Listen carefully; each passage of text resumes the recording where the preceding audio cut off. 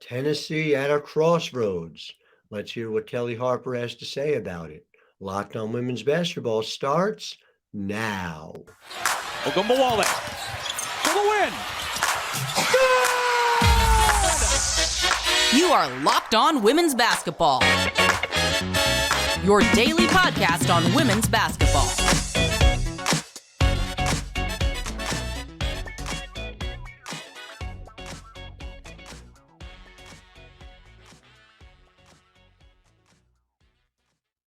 Hello and welcome to Locked On Women's Basketball. I'm your host, Howard Megdal, with most of his voice back. Delighted you are with us.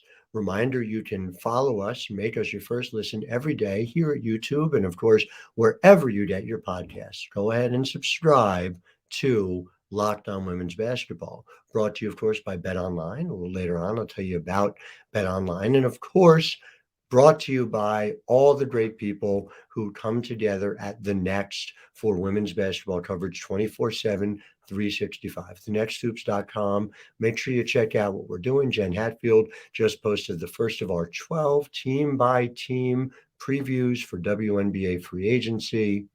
TheNextHoops.com. Make sure you're part of what we're doing. And of course, we've done a lot of coverage of Tennessee. Our great SEC correspondent, Gabriella Lewis, has written about the Lady Vols, some really interesting games they've played, a potential breakthrough over at Stanford she wrote about. But it's really Tennessee at a crossroads now. Tennessee is 10-6, which is not necessarily a record despite the difficult non-conference schedule that you're looking for out of a team with the aspirations that Tennessee always has. Tough one coming up against Mississippi State. Mississippi State, of course, Rickea Jackson's former team.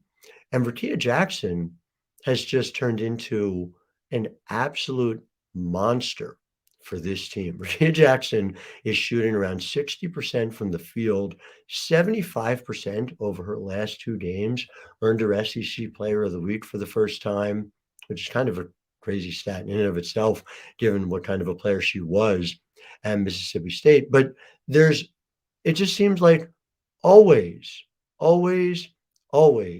interesting, and not always interesting for the better things going on at Tennessee. Yeah, they're still playing without Tamari. That is a huge loss, obviously. Tamari, 11.2 block percentage. So, yeah, there is that. But now, Marta Suarez out for at least a little while, dealing with some personal issues. Suarez, a really versatile 3-4. And so I asked Coach about using, among others, Justine Pissott in lieu of Marta Suarez. Now, look, I am coming to you with the New Jersey perspective, and Justine played at Red Bank. Very, very talented player. I was fortunate enough to see her in high school, came away super impressed. That's a huge recruiting coup for Kellie to come in and get a Jersey kid. You know, Jersey's Brenda Free's territory. Should be Coach Weiss Washington territory now that she's recruiting in New Jersey. Let's leave it at that. So the net result is bringing her down to Tennessee. She's played her right away. She's given her an opportunity. And I think it's worth noting that Justine has more than held her own so far. Justine, in both the conference games, got to see a little time. You got to see her in the non-conference as well, where she's played in 13 games already, shooting decently from the field. I like synergy. Synergy is a really helpful way to understand what a player can do. And she's averaging 0.867 points per possession. So far, it's a small sample, but that's 73rd percentile. As a freshman, that's a really impressive thing. You can say it's mostly against non-conference, but remember, Tennessee's non-conference is not like normal teams' non-conferences, right? Like Tennessee has played at Ohio State, UMass, Indiana, Rutgers, UCLA, Gonzaga, Colorado, UCF, at Stanford, at Florida, and just played Alabama in the latter two of the first two SEC games of the year. So it's legit. It's not a padded stat. It's a very impressive thing that we're seeing out of Justine. And again, big things to come. But the other part of what I think is so interesting in Tennessee, and they're figuring things out defensively. They're 125th in the country in defensive points per possession, which again is not going to get it done if you want to challenge seriously for an SEC title, if you want to challenge seriously for playing in the second and third weekend in the NCAA tournament. But they are seeing already some significant efficiency out of Jackson and Horston, specifically playing together. And so you hear Kellie Harper talk about that. But if you go to CBB Analytics, which I do, it's a beautiful place. I'd live there if I could. Jordan Horston and Rickea Jackson together have been on the court quite a bit, 186 minutes played together. A plus, excuse me, a plus 17.7 net rating together. Simply remarkable. So without further ado, I'm going to tell you about BetOnline. BetOnline.net is your number one source for sports betting info, stats, news, and analysis. Get the latest odds and trends for every professional and amateur league out there. Women's too. Women's college basketball, WNBA, NWSL. BetOnline puts their money where their mouth is. So head to the website today or use your mobile device to learn more. BetOnline, where the game starts. And now I'm going to turn you over to our press conference with Kellie Harper. I'm Howard Megdal, slowly but surely getting his voice back. And this is Locked On Women's Basketball. All right. Thank you, everyone, for joining us today. We'll begin with an opening statement from Coach Harper, and then we'll start taking your questions. Coach? Yeah, I think first, obviously, we announced today about Marta Suarez, and we're here to support Marta and understand personal reasons. For personal reasons, she'll be home. We'll continue to support her best we can. As from a team standpoint, obviously that's another player that can play multiple positions that gives you a spark that we'll be without.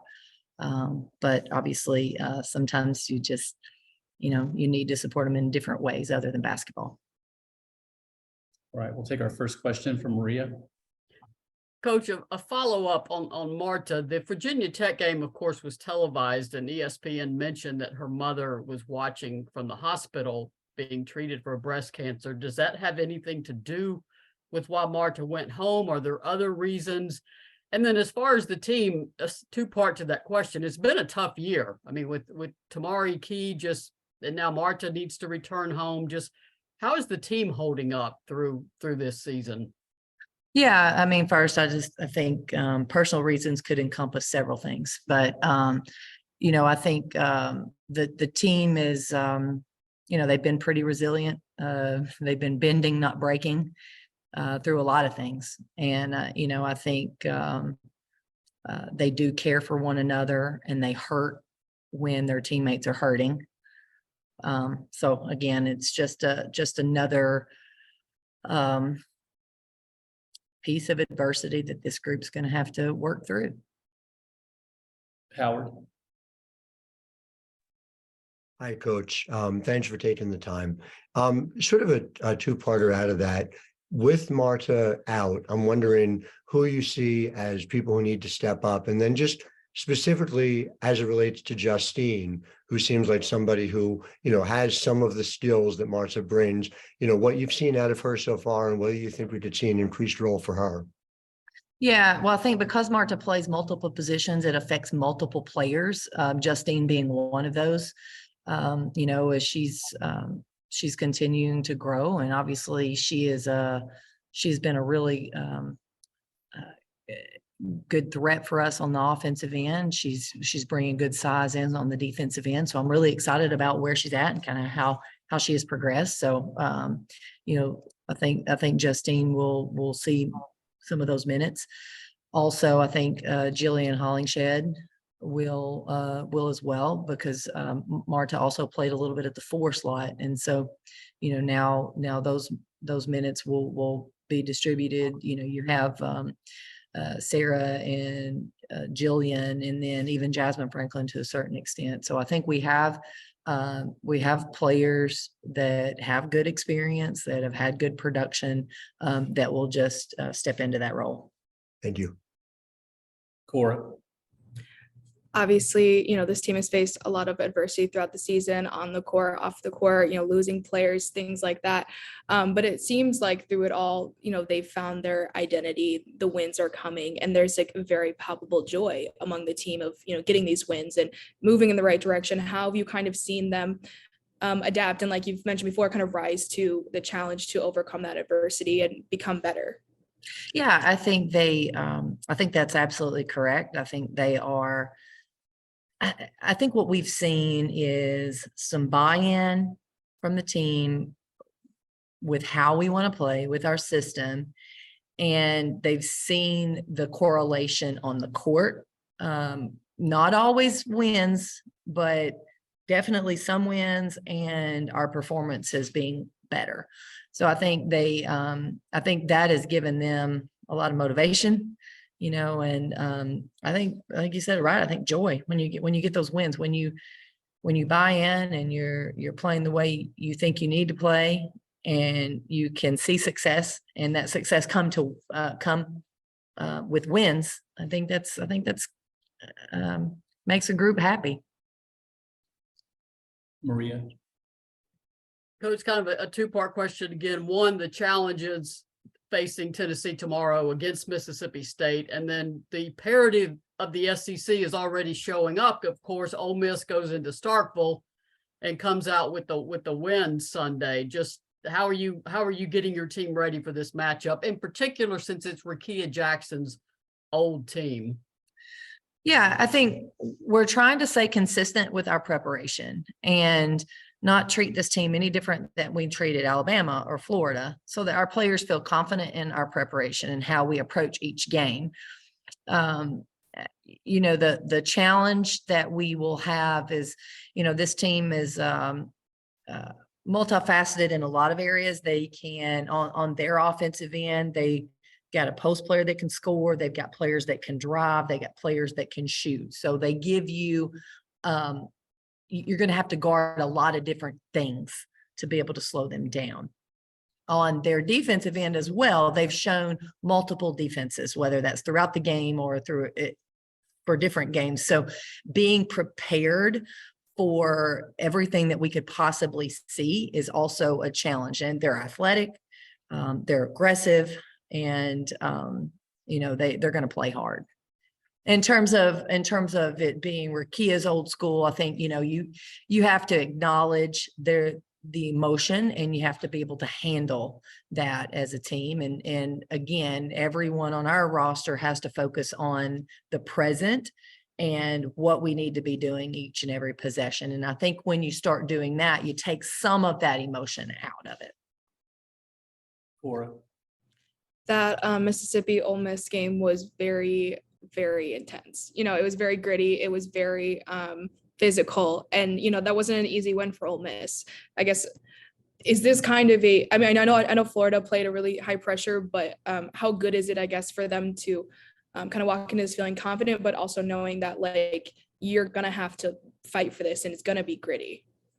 Yeah, that's the message that we have continued to try to send our team. This is the SEC, and it's tough each and every night. And you have to be consistent, where we love the consistency with our shooting percentage. The consistency comes with the other things. Consistency comes with your defense and your rebounding and your ability to handle physicality.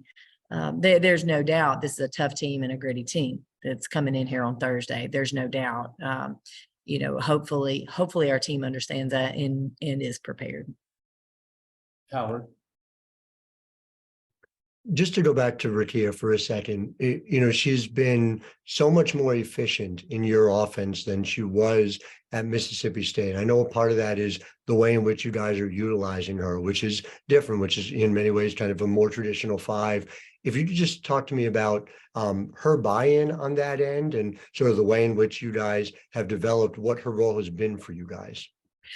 Yeah, I think, Rickea trusts us and to help her and put her in position to be successful. I think what we've been able to do is that's really helped us. We've moved her around quite a bit. We're playing her on the perimeter. We're playing her in the post. We're taking advantage of the versatility of not just Rickea, but of her teammates, and putting her in position that is either attracting other defenders or giving her one-on-one opportunities. And I think our team has played well recently in that regard, in terms of looking for those opportunities for her and her other teammates. And, we've shared the ball well. That's where Rickea will also, if she has somebody open, she'll find them. She'll make that pass as well. So I think, we're continuing to challenge her and in different ways to be good, but obviously we've loved the efficiency. And just related to that, Jordan's numbers on the efficiency side are up fairly significantly over last year and honestly throughout her career. Is that just Rickea changing the center of gravity? Is that a large part of it for that? I think that's part of it. I think Jordan has also grown and matured. We've moved her around quite a bit this year. She's playing a lot of off guard, which allows us to, very similar to Rickea, we can take advantage of a matchup opportunity with Jordan as well on the perimeter and the post. But I think playing with confidence, I think they play well together. But it's not just them. It's a Sarah Puckett, it's a Tess Darby, it's Jillian, it's our point guards. I think right now we've got a lot of people that are trying to find their space and working well together. Appreciate it. Thank you. Maria. Coach, you have taken hits to the roster, but obviously you've played 2 games without Marta in the SEC already. You've also played multiple games now without Tamari Key. How would you assess the post players right now? I realize you're doing it with multiple pieces, but how would you assess the post players in terms of making up for the absence of Tamari? Well, I think it's going to look different. I think first off, we have to understand it's going to look different, and we have to utilize the strengths of the post players that we do have. And I think, Caroline Striplin has come in and she's been vocal defensively. She has given great effort. She's done a nice job on the boards. She's been a presence, being able to score a little bit inside and out. So I think she's been very solid for us, and I love her consistency. Jillian Hollingshed has come in and given us a punch offensively. She gives us size and length on the defensive end and on the board. So love where she's moving towards. Jasmine Franklin, I think over the last 5 games, she has 19 O boards. So we know she's given us a presence on the paint, on the boards. So like where she's going. And then you're able to take Sarah Puckett, Rickea Jackson, Jordan Horston, and move them in and out of the post as well to give us some versatility. So I like where we're going. I like the way the group is trying to rise to the occasion and rise to the challenge. They can't grow. They're not going to grow to be Tamari's size in the next week or so.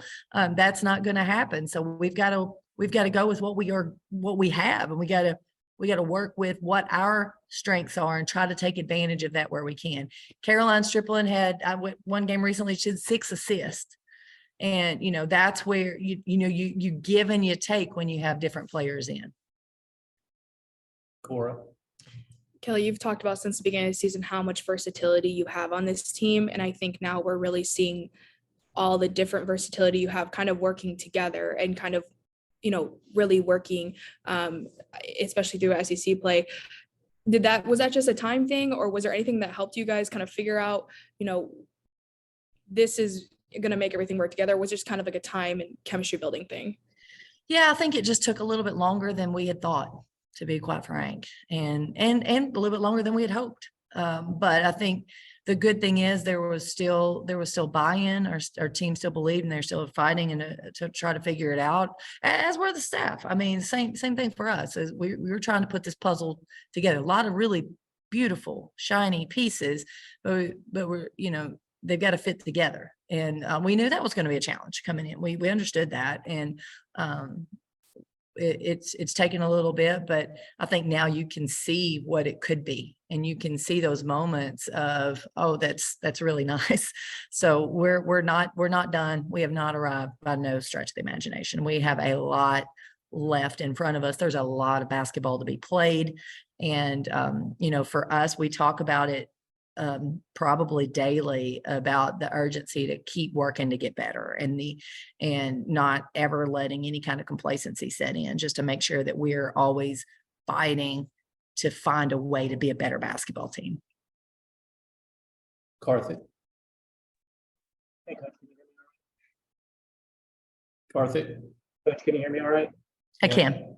Okay, hey, Suarez missed all of last season with that lower body injury, and then also, having to step away temporarily from basketball now. How difficult has that been for you to, see her have to go through so many trials and tribulations through her basketball journey? Yeah, obviously things have been challenging for her. Her first year, she couldn't finish the season the way she wanted due to injury, and then missed another year, and then now needing to go home. It's been a lot. It's been a lot. And, I personally can't imagine going halfway across the world and dealing with that. So she's an unbelievable young woman, and she's tough, she's competitive, and intelligent and resilient, to be quite honest, resilient. And I think I can't say that I would be able to do the same. Maria. I didn't know this, Coach, until I read Eric Trainer's news release, but this was the first SEC Player of the Week award for Rickea Jackson, which I honestly was a little bit stunned by. I know the points are impressive. Everyone knows she can score, but the 75% field goal percentage, is that just sort of eye-popping that a player can shoot that well over a 2-game span? Yes. Yes. It is. It's unbelievably impressive. And it's not like they're not guarding her.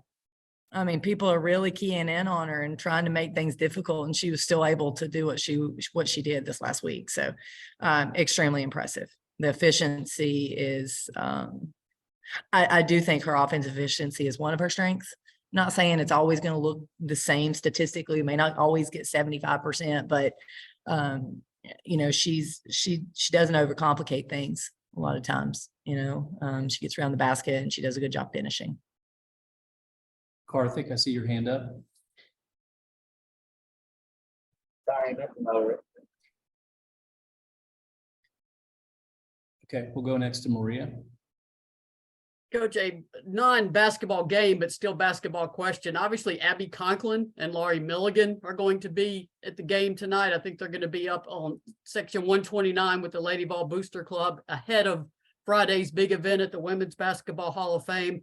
How nice will it be to see some of your old teammates, and then the event at the Hall of Fame? Just how much are you looking forward to that?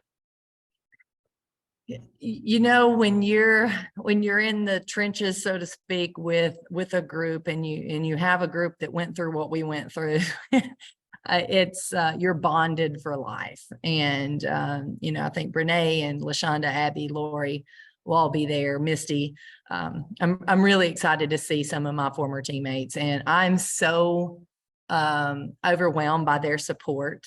And I'm so appreciative to who they are and how they continue not just to support me, but obviously the entire program. They want this program to win, as do all of our alums. That's the thing about Tennessee. You just love it. You're just passionate about it. And but it's really special to have your teammates here and to be here. So I know it's not easy. You've got a lot of them traveling.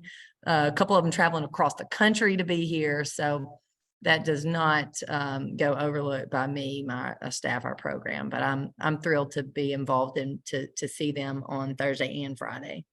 Quick follow-up. You said Misty Green, Brene Laxton. Who else was going to be here? Abby, Lori, Misty, LaShonda.